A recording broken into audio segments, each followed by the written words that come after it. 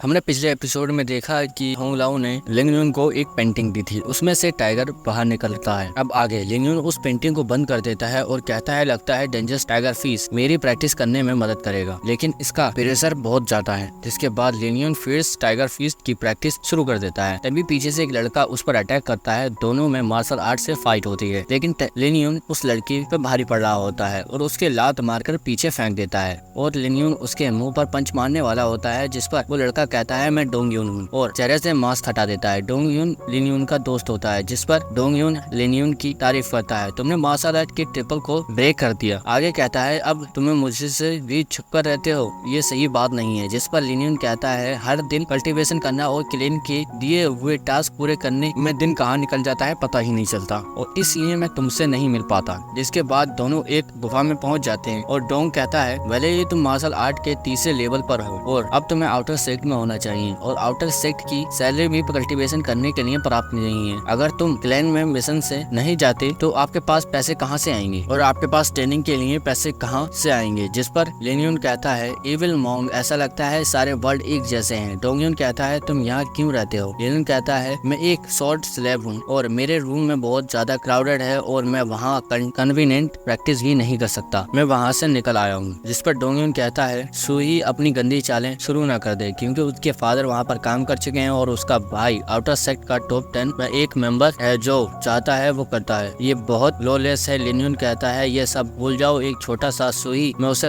अपनी नजरों में ना के बराबर समझता हूँ। डोंग यून हंसकर कहता है अच्छी बात है, चलो मैं तुम्हें एक जगह लेकर चलता हूँ। जिसके बाद डोंग यून जंगल में बने अपने लकड़ी के घर में जाता है। डोंग यून कहता है तुम इस घर में रह सकते हो, मैंने ये लकड़ी का घर बनाया था। सेक्ट के नियम कहते हैं कि आउटर स्टूडेंट इसके लिए अप्लाई कर सकते हैं, लेकिन इसमें काफी वक्त लगेगा। हम लोग काफी कामकाजी लोग हैं, क्लैन में हमारे साथ भेदभाव किया जाता है और मुझे इस घर को बनाने के लिए लगभग परमिशन मिलने में ही 1 साल लगा था। ये जगह अब खाली है, यहाँ कोई नहीं रहता, यहाँ तुम रह सकते हो। जिस पर लिन यून कहता है मैं यहाँ इसे कैसे ले सकता हूँ। डोंग यून कहता है ये सिर्फ एक लकड़ी का घर है, तुम यहाँ रहो, मैं तो क्लैन में रहता हूँ और मेरे लिए इसका कोई यूज नहीं है, तुम यहाँ सुकून से रहो। और डोंग यून वहाँ से जाते हुए कहता है अपने घावों का ध्यान रखना और मैं तुम्हारे लिए कुछ खाना लाऊंगा। जिसके बाद रात हो जाती है और लिन यून अपने कपड़े एक बैग में पैक कर रहा होता है। तभी लिन यून को एक लेटर मिलता है। ये लेटर इस साल 18 जून का होता है। गेग्जी लिन यून की बहन होती है, जो उस लेटर में लिखती है बॉडी को पोषण देने के लिए 5 पिल्स और साल के 8वें महीने 6ठे दिन गेग्जी आत्मा के पोषण के लिए 3 पिल। जिसके बाद लिन यून लेटर लिखता है साल के 10वें महीने के 6ठे दिन गेग्जी सर्दी से भरा हुआ दिन था। मेरी बहन तुम चिंता मत करो, मैंने बहुत सारे कपड़े पहने हैं, इसमें कोई शक नहीं, मैं अपने ऊपर नियंत्रण नहीं रख सका, मैं आपके प्यार का कर्ज नहीं उतार सकता, लेकिन जियाओ के एटीट्यूड को चेंज करना बहुत बड़ा काम है। और पेंटिंग उठाता है और इस तरह की अपॉर्चुनिटी बहुत कम मिलती है। मैं इसे पढ़ना शुरू कर देता है, लेकिन असलियत में टाइगर की इच्छा का दबाव पेंटिंग वहीं रख देता है। जिसके बाद लिन यून कहता है जब दबाव कम था तब आप बचाव कर रहे थे और वो दबाव कम नहीं जब एग्जाम देने के लिए रात भर जागते हैं। इस तरह मैं दूसरों का कर्ज उतारने में मदद करना चाहता हूँ। और उस पेंटिंग को उठाकर घर से बाहर जाकर बैठ जाता है। उस पेंटिंग को खोल देता है और उस पेंटिंग से काला धुआं निकलता है। उसमें से पेंटिंग टाइगर बाहर निकल आता है। टाइगर वापस पेंटिंग में चला जाता है। जिसके बाद लिन यून खड़ा होकर कहता है मैं हार नहीं मान सकता। उस पेंटिंग से टाइगर बाहर निकलता है और लिन यून टाइगर फीस्ट की प्रैक्टिस करता है और लिन यून टाइगर फीस्ट में मास्टर बन जाता है। आगे कहता है हो लाओ मेरे ऊपर नाच करेंगे। लिन यून उस पेंटिंग को उठाकर घर में टेबल पर रख देता है। पानी से मुंह धोकर माथे पर पट्टी बांधकर मार्शल आर्ट की ओर चला जाता है। लिन यून के वहाँ पहुँचने पर कुछ स्टूडेंट कहते हैं ये यहाँ क्यों आया है, ये तो तलवार बनाने वाले का सर्वेंट है, लगता है सू की वजह से इसने सेक्ट में आने की हिम्मत की है। डिकोन यंग सोचता है ये गरीब कौन है जिसके सामने मुझे शर्मिंदा होना पड़ रहा है। लिन यून डिकोन को सलाम करता है। जिसके बाद डिकोन बोलता है तुम एक शॉर्ट बनाने वाले हो। जिस पर लिन यून कहता है हाँ। और आगे डिकोन यंग कहता है मैंने तुम्हारे बारे में सुना है, तुम्हारी क्लैन में तलवार बनाने की स्किल्स काफी मशहूर है। जिस पर लिन यून बोलता है हाँ आप बड़े हैं, मैं आपकी इज्जत करता हूँ, लेकिन मैं आज 3rd लेवल का मार्शल आर्ट ब्रेक कर चुका हूँ और सेक्ट के रूल के मुताबिक आउटर सेक्ट के रूप में आवेदन कर सकता हूँ। डिकोन कहता है असलियत में क्लैन के टीचिंग अनसेस्ट्रल कोई भी इंसान जो मार्शल आर्ट के 3rd लेवल और कल्टीवेशन लेवल को ब्रेक कर चुका है किसी भी चीज की परवाह किए बिना आउटर सेक्ट बन सकता है, लेकिन तुम नहीं कर सकते। जिसके बाद लिन यून डिकोन को किंग यून सेक्ट रूल नंबर 18 आर्टिकल का स्टेटमेंट सुनाता है और इस आर्टिकल में साफ तौर पर कहा गया है एक स्टूडेंट को केवल 3rd लेवल मार्शल आर्ट को ब्रेक करना होगा। जिसके बाद कोई भी आउटर सेक्ट बन सकता है। और किंग यून सेक्ट के सबसे पुराने टीचर और लीडर भी इस आर्टिकल से सहमत हैं और इससे कोई फर्क नहीं पड़ता कौन क्या काम करता है। तलवार बनाने वाले का नौकर बनना कोई मुसीबत तो नहीं। क्या ऐसा हो सकता है कि किंग यून लंबे समय से सेक्ट में रह रहे हों? ऐसा तो नहीं होता जो किंग यून का अच्छा वक्त था उसे दिखा दिया जाए और जो बुरा वक्त था उसे छुपा दो। उन्होंने अपने लिए नए रूल्स बनाए हो। डिकॉन उससे में कहता है तुम अपनी जवान पर लगाम लगाओ। क्लैन के ऊपर इतना संगीन इल्जाम लगाने के जुर्म में मैं तुम्हें 40 कोड़े लगवा सकता हूँ और उसके बाद तुम इस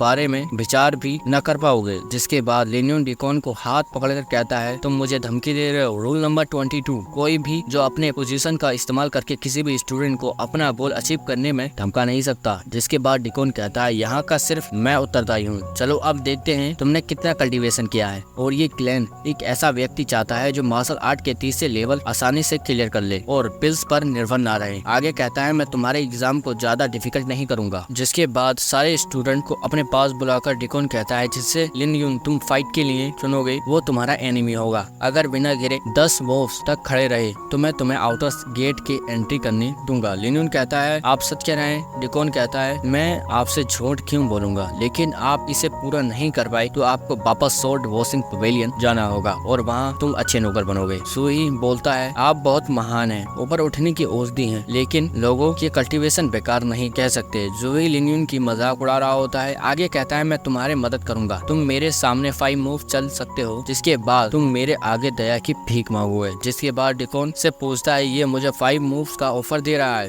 क्या ये एक्सेप्ट होगा? जिस पर डिकॉन कहता है ठीक है, अगर तुम जुई के सामने 5 मूव्स तक टिके रहे तो मैं तुम्हें आउटर डोर जा सकते हो। दोनों फाइट शुरू करते हैं। जुई पहले मूव से अटैक करता है जिससे लिन यून बच जाता है और दूसरे मूव से भी बच जाता है, तीसरे और चौथे मूव से भी बच जाता है। जिसके बाद 5th मूव से अटैक करता है और एपिसोड यहीं एंड हो जाता है। मिलते हैं नेक्स्ट वीडियो में। अगर आपको ये एक्सप्लेनिंग वीडियो पसंद आई है तो चैनल को सब्सक्राइब करना ना भूलें। Thanks for watching.